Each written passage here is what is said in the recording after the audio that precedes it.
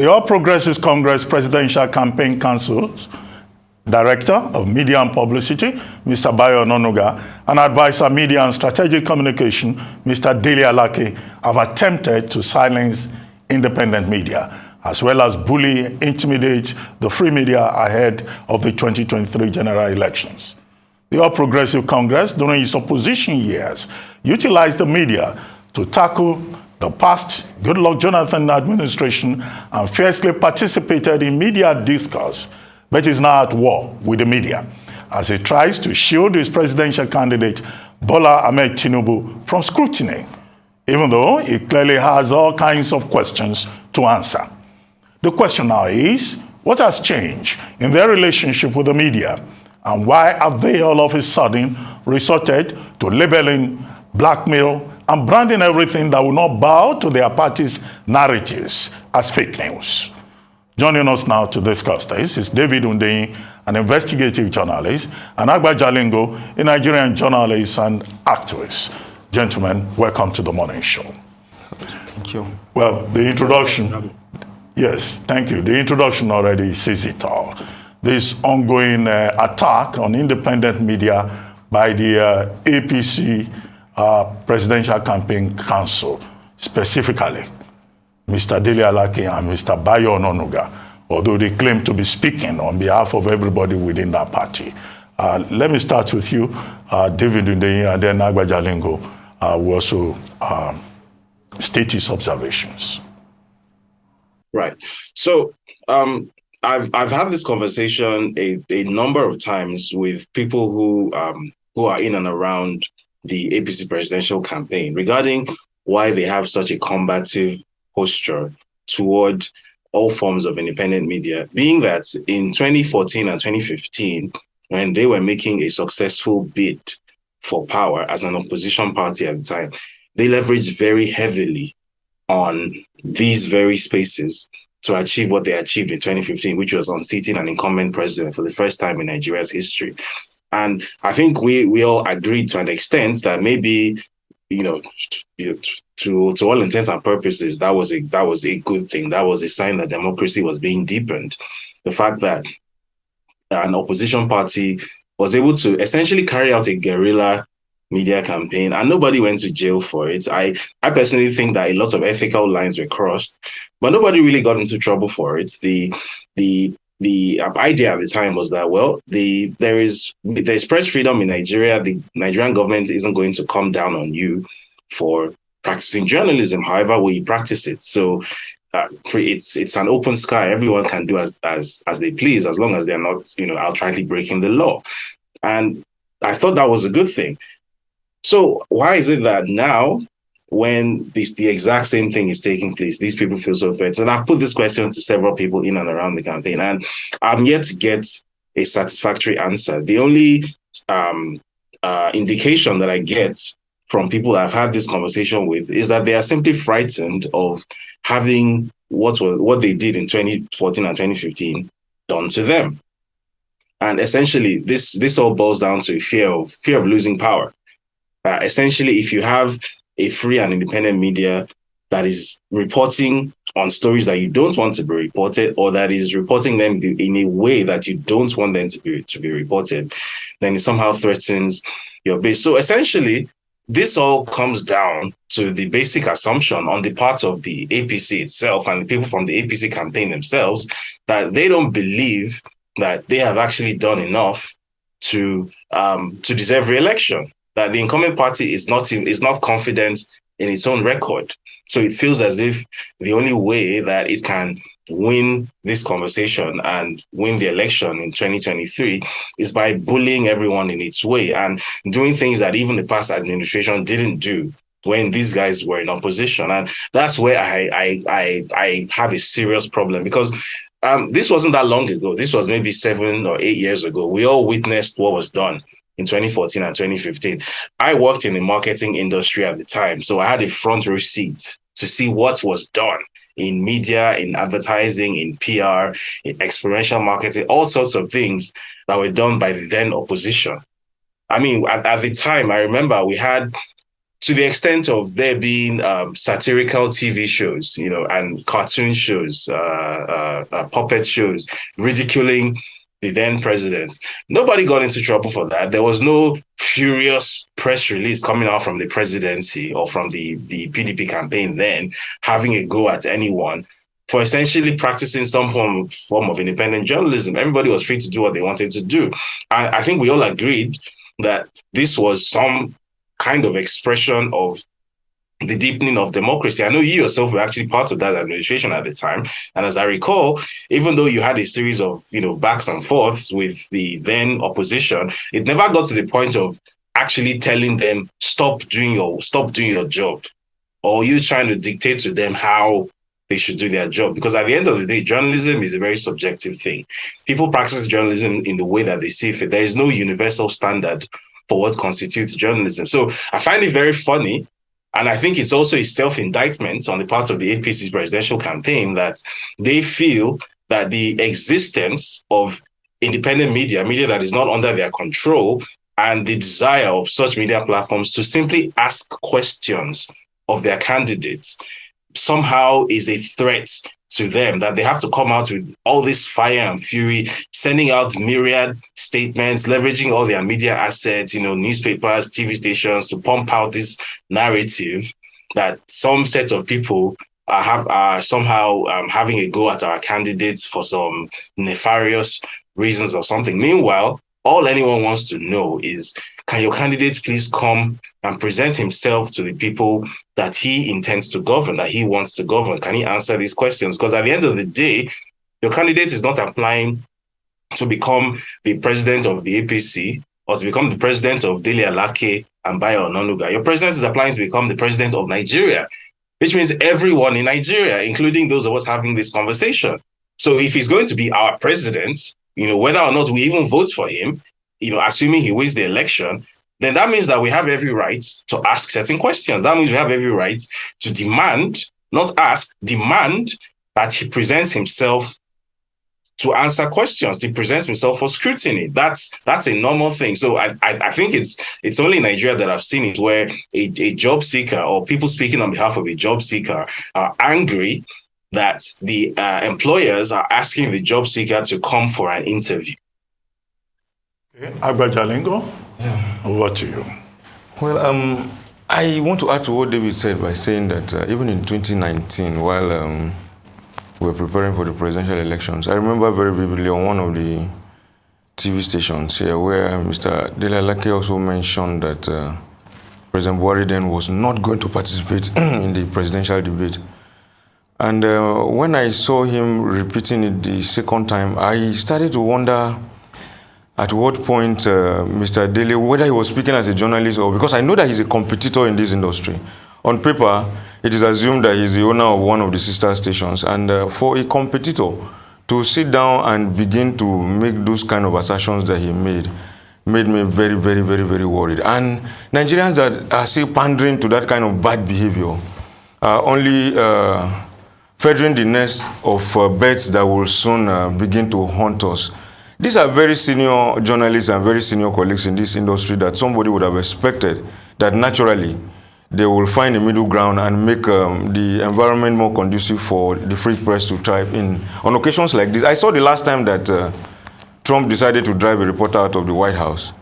And the CNN chose to go to court. While they were in court, even Fox that was supporting Trump had to go join CNN in court to say, no, sir, we are not going to allow you to encroach into our turf. This is the media. There have been reporters in the White House before all of us were born, including you, Trump. So we will not allow you to encroach into our turf. That is the kind of attitude that I was expecting from people like Dele Alake and Bayo.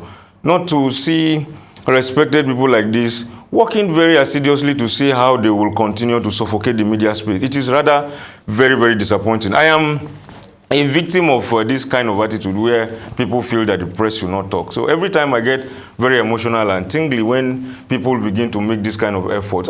Two judges in England this year gave a judgment in court saying that if our freedom of speech includes only saying nice things, then there is no need for it. As a matter of fact, they said that the freedom of speech includes insulting the other person. And if you are not angry, if you are not happy about it, you find your way to the court, not to try to suffocate people and gag people from talking.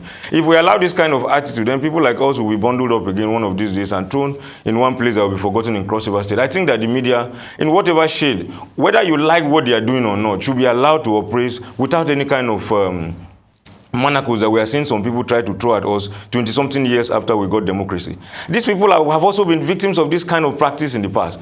And for them to come up at this point to begin to pander to sentiments that we thought we had left behind over 2 decades ago is not a good example for those of us who are coming up on the job. These are examples, and I think that this bad behavior should stop. And very, very soon too. All right, thank you, Agba and David. And you've used terms that I think we have to zero in terms of bad behavior and people getting used to or pandering to this bad behavior. And thank you, Agba, for pointing to the fact that you yourself have been a victim of this, where you were victimized for a publication you had made, and you were actually you were taken in, and for over about 197 days you were away. 6 months. 6 months you were away. Now, I'd like you to speak to that, especially as with regards to the effect of these kinds of behavior, which some might term as draconian against, and even illegal against journalists, when things that don't seem very pleasant are printed or are published, and the effect on the democratic process of Nigeria. For David, I'd like you to speak to, still on bad behavior. It seems like a number of Nigerians have gotten used to it. Because if you look at some feedback online, you see some people actually defending the actions of the APC and the candidates as well as spokespersons as to, oh, they don't have to present themselves. Why do they need to present themselves? They are being victimized and so on. What is the importance of the media holding power to, holding power to authority, holding power to scrutiny, and asking them to present themselves to respond to questions? I'll start with you. Okay. Well, I think it's because Nigerians have continued to reward this kind of attitude since 1999. Like, if you go down memory lane, in 1999, President Obasanjo refused to attend presidential debates. He eventually won the election. 2003, the same thing happened. He said he wasn't going to debate. He won the election. President Jonathan also avoided one of the debates in preference for another. He also won the election. And Buhari came again and also decided that he wasn't going to participate in the campaigns. He won the elections.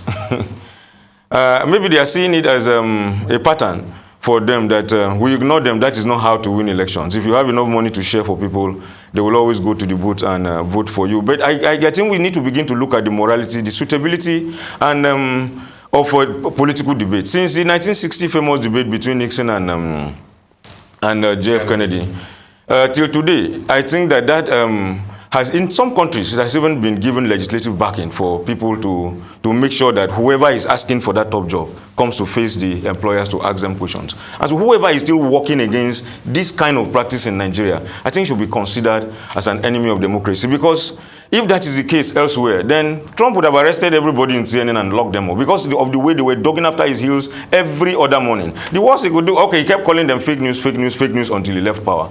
But for people who I sincerely consider as very respected members of this particular industry to do this, I personally feel offended.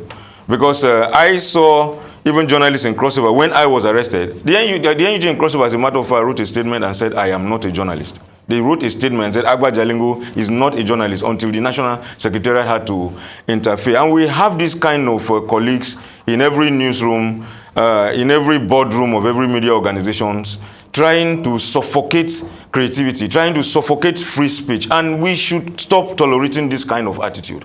Nigerians should stop continuing to feed this kind of attitude in this country. If we continue like this, both democracy and the media is not going to grow. People do not have any obligation to say nice things to you. People do not have any obligation to say what you like, particularly when they are sitting on a microphone. If there's anything they are saying that you don't like, the courts are there for you to go and report them. And I think that the courts have been doing quite well. It was a judge that sent me out of jail when some people felt what I was saying wasn't sounding nice to them. What happened to the courts? I am surprised to see editors or what do I call them? Big men in another media organization sitting down and trying to determine who sits on the other microphone to speak. For me, it's very, very embarrassing and quite very, very offensive. And that is an attitude that we should rise up en masse and work against, so that young people who want to come into the profession can continue to have the courage and the audacity to continue to open up what is wrong with society. I feel personally offended about this development, and I can't help but say it in this manner. Thanks, David. The only thing that I'll add to what Agba has said, because he has pretty much said it all, but what I'll just add to that is that the reason it seems as if a number of Nigerians don't really understand the severity of the situation and just how dangerous it is for journalists, supposed journalists who are linked to power, who are linked to a ruling entity, coming out with these sorts of pronouncements and this sort of posture. And the reason that the number of Nigerians don't seem to understand the danger here is that you have to bear in mind that democracy in Nigeria really is still quite young. Democracy came back in 1999, so we're about 23 years into our latest democratic iteration in Nigeria. So basically, somebody who is 50 years old in Nigeria statistically has lived more of his life under a military dictatorship than under a democracy. So what would that person actually know about democracy? So I believe part of this, there's also a demographic issue involved. The older generation, specifically from Gen X and above, genuinely doesn't really understand, by and large, the importance of, as Agba said, being able to say things whether or not somebody else likes it. Because the norm under the military administrations, the successive military administration, starting from Yakubu Gowon through Murtala Mohammed, then Olusegun Obasanjo, Muhammadu Buhari, Ibrahim Babangida, Sani Abacha especially, the norm throughout all these administrations was that if, as a journalist or as an editor, or as a media practitioner, you said or you broadcast anything the government didn't like, something would happen to you. So it was under those administrations that we had journalists receiving letter bombs and dying. It was under those administrations that we had armed men storming into newsrooms and pointing guns at journalists and seizing newspapers and all sorts of crazy things like that. So that's what a lot of Nigerians have been used to. So, and then you also have to bear in mind that there wasn't actually a successful anti-dictatorship struggle in Nigeria. There wasn't actually a successful pro-democracy struggle in Nigeria. It just so happened that Abacha died, which we didn't really have anything to do with. So the return of democracy was almost like an accidental thing. So that consciousness of what democracy is and the fact that everyone is entitled to certain freedoms, entitled, not privileged, entitled, that these are constitutional, basic human and constitutional rights that everyone has. I don't think that understanding has really percolated through a lot of the older generation. Maybe a lot of those born after 1999 are more likely, because of exposure to the internet and the world outside, are more likely to understand the importance of free speech and things like that. But a lot of the older generation who was raised in a time when platforms like Arise TV weren't even allowed to exist because the private sector wasn't even allowed to take part in broadcasting, for example. To those people, I guess having an authoritarian posturing by people in power is not that alarming because they are already used to it. But to people like us who have spent most of our lives statistically under the democratic dispensation, and we can see very clearly the sort of backsliding that Nigeria has been recording, especially over the past 7 years, where if you check the global press freedom ranking, between 2015 and now, Nigeria has slipped almost 20 places, right? So Nigeria is now behind, some, free speech luminaries like Burkina Faso and Myanmar.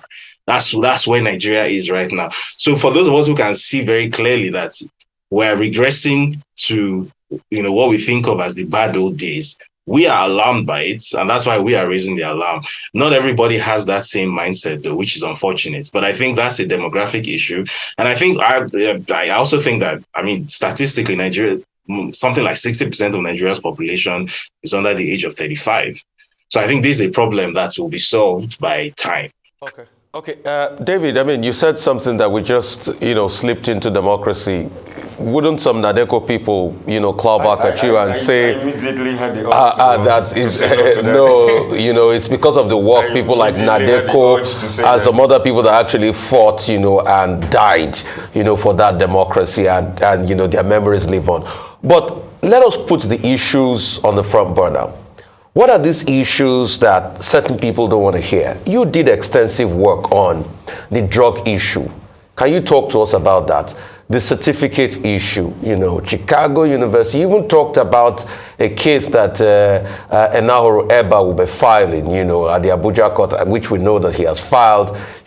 Tell us all of those issues, and, because all these issues people say speak to characters, tell us about all those investigative work you did do and you did put out there. And for you, Agba, I want you to speak through the connivance of other media because of their own gains in all of this matter.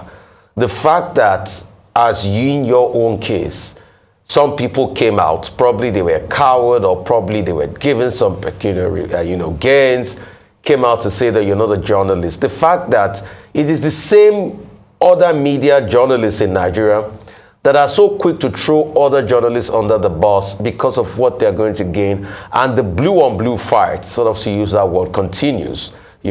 So David, you start first, and Agba, I want you to speak through that.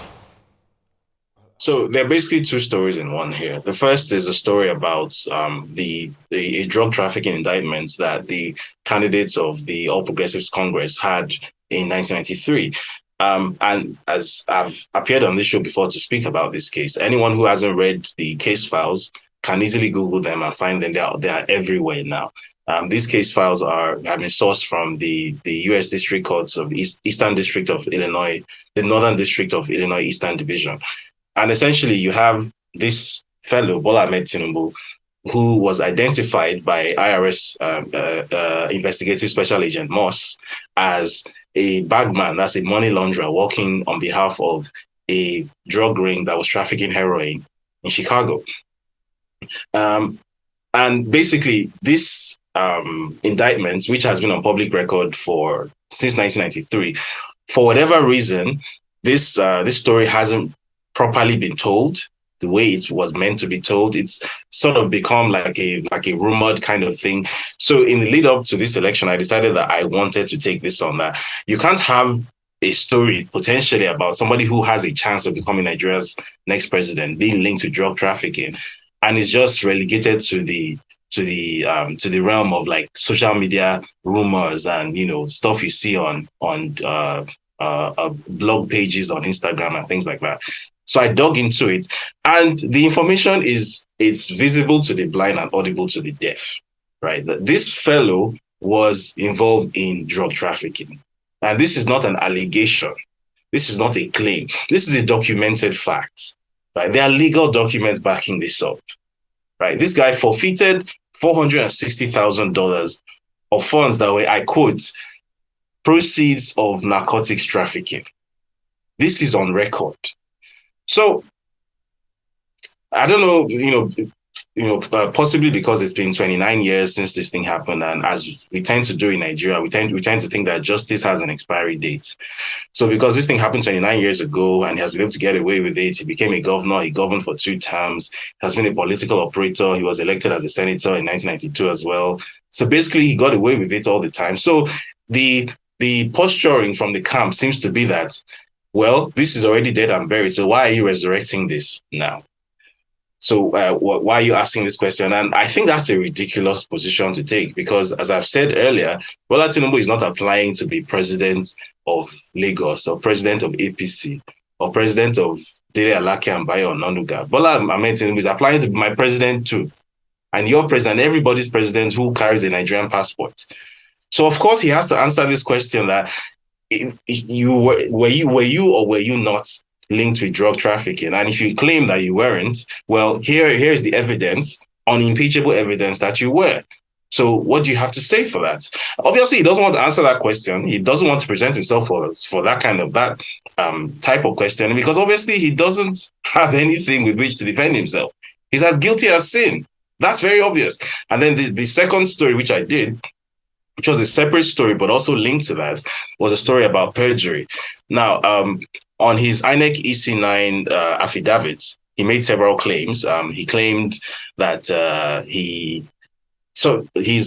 date of birth he claimed on his INEC EC9 was a different date of birth to that which he has used in other places. So essentially what happened was the lawyer that he mentioned, Mike Enahoreba, he actually took INEC to court earlier in the year, I think in August, when INEC refused to make Bola Ahmed Tinubu's EC9 form public, and he won the case. INEC released the EC9 form to him.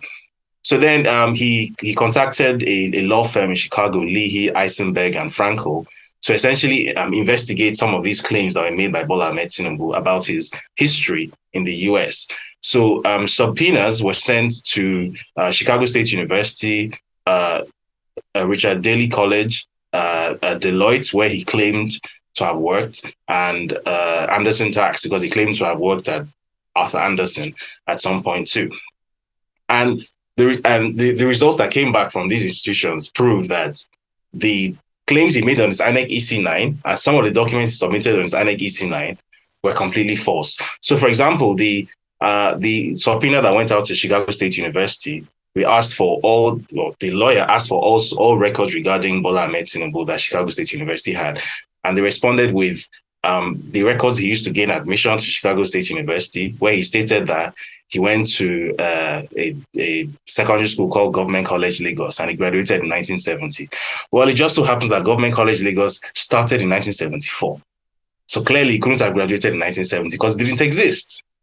The degree certificate that was provided by the university, which was an exact reprint of the original certificate that was issued to a certain Bola A. Tinubu in 1979, was a completely different document to that which is submitted to INEC.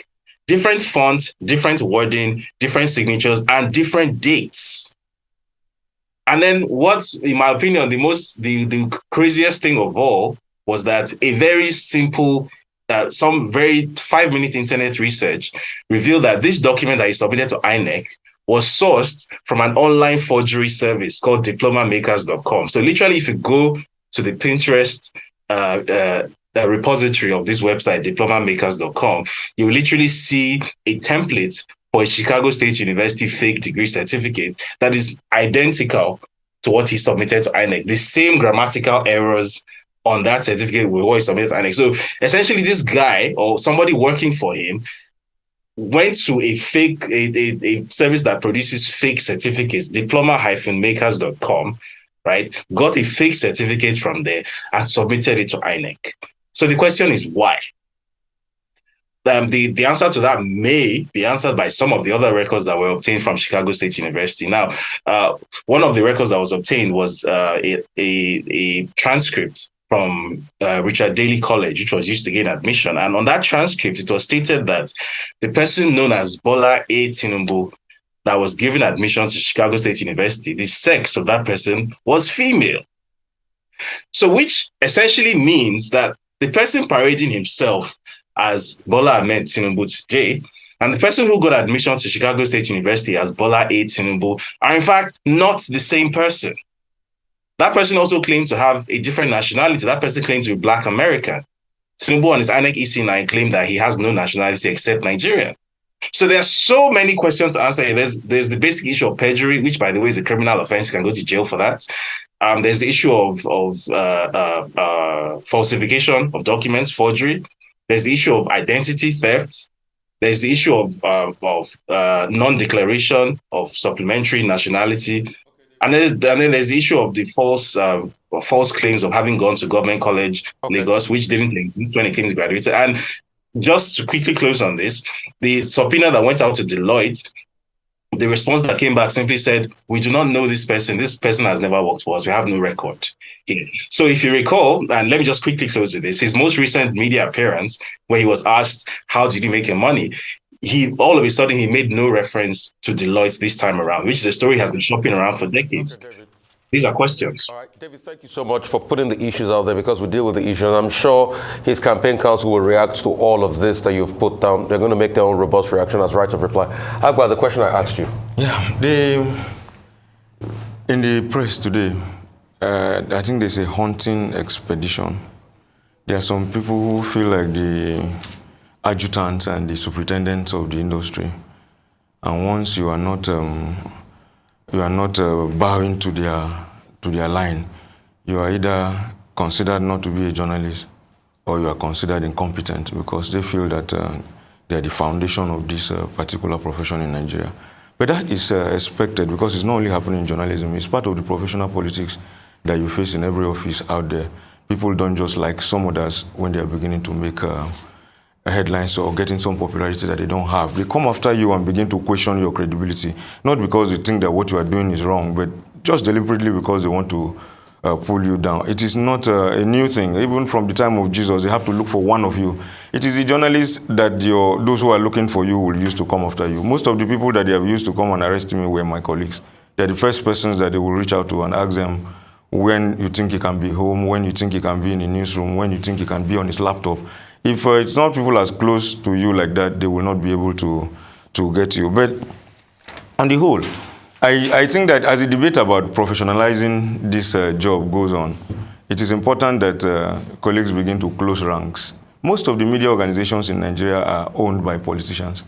And if those of us who are professionals who work for them are also unable to stick ourselves together and defend ourselves as well as the profession, ultimately, the politicians will just turn us to their tools, use us for as much as they want, and then when we get old, we walk out of the newsroom and return home empty and wretched, while they continue stealing the resources of the country and sending their own children overseas. We must see a need to develop our profession, defend ourselves, defend the newsrooms, not just the interests of the politicians. And until we do that, the profession will continue to face this kind of onslaught that is facing from the politicians. They will steal money, go and buy the cameras and the printers and put them together, then bring us and use us as tools. When they are tired of us, they push us away, because they know they can always use us against ourselves. But that is a point of reflection for us moving forward. All right, Dr. Matthew. Okay, there's a red herring that is being bandied around in a very emotional and unintelligent manner, which is that journalists must not go near politics, or that journalists, there's something called that journalist who must not have any political beliefs or political choices. Is that really the case? Because if you look in the US, you have a long list of journalists who have been in politics and who are in journalism, or who have been in journalism who have gone into politics. And you have a long list also in India, you know. But here you hear people who say, oh, that journalist is biased. That journalist is a member of so party. Can we possibly have that mongrel that is a journalist that has no idea of politics? Let me start with you, David. As you've rightfully described it, that's a red herring. Because first of all, if we're being truthful, there's no such thing as a human being that doesn't have a political preference or some sort of beliefs or ideals that they adhere to. No human being is an abstraction. So the fact of being a journalist doesn't somehow turn someone into this apolitical abstraction whose job is just to robotically show this mythical thing called both sides of the story. That's not how real life works. Everybody has a preference. As you rightfully referenced, in the US, for example, journalists in the US actually openly state their political preferences. So you will know, for example, that a journalist who works at MSNBC or at CNN, there's a 99% probability that you're never going to see that journalist working for Fox News later on. You know why? In the UK, a journalist that works for ITN, you're probably never going to see them working for GB News. You know why? Like, these things are very clearly stated, and I think that's actually honest, right? People should actually know where you stand. So, what I think is very very hypocritical, and I would actually use the word disgusting, is when people who not only have a political preference but actually hold political office, you know, within political campaign structures. People like Bayo Ononuga, who, you know, he's a media practitioner. He owns a publishing house, a newspaper. He's also a journalist, supposedly a senior journalist. And he actually has a position, an official position in the APC, the Presidential Campaign Committee, you know. And this person will then come out and say, this other journalist is politically biased. This other journalist has expressed a political preference or has expressed a public opinion. Therefore, this journalist's position isn't valid. This journalist's work as a whole isn't valid because he has expressed some sort of position on something. Meanwhile, his own work is supposed to remain valid, right? No one is going to come out and say that PM News is not a valid publication because it happens to be co-founded and run by Bayo Ononuga. No one is going to say that. It's still a journalistic publication, like it or not. But somehow these standards only work in one direction. They don't work both ways. So I'm going to set these arbitrary standards, which are based on absolutely nothing for you, right? And I'm going to attempt to sort of set the narrative for you and fix these parameters within which you can operate in. Nobody gave me that power. Like, there was no meeting where it was decided that I am the gatekeeper. I'm the one who gets to make these decisions for anybody. I've just woken up on some side of my bed and arrogated this power to myself, and I've opened my mouth and I've started making these pronouncements. But you are not allowed to use the same standards on me because somehow I am above you. Somehow, as some sort of senior, journalist of the realm, these standards do not need to apply to me. I am special. I have a big problem with that, right? Because at the end of the day, what is journalism? The basic essence of journalism, or the fourth estate, is to tell stories that hopefully hold power accountable, right? That's essentially what I think when you come into the profession, that's what you are essentially trying to do if you are mission-driven, if you are purpose-driven. So if in the process of doing that, you have some sort of political affiliation that you think will help the cause of the mission that you're trying to accomplish, or you have some sort of political preference, or you express some sort of political preference, I don't see what that has to do with the validity of your work. I really don't see it, especially coming from people who because I'm going to keep on making reference to the 2012 to 2015 period. These are people who they when they were in opposition, they did things that I had never seen a media ecosystem in Nigeria do before. I had never seen things like that before. And again, I believe that a lot of ethical lines were crossed. I would go as far as to say a few legal lines were probably crossed as well. I saw these people do a lot of things, and I saw it firsthand because I worked in the same industry. We're in the same rooms. We had the discussion. I mean, I was nobody then, so I just happened to be a fly on the wall.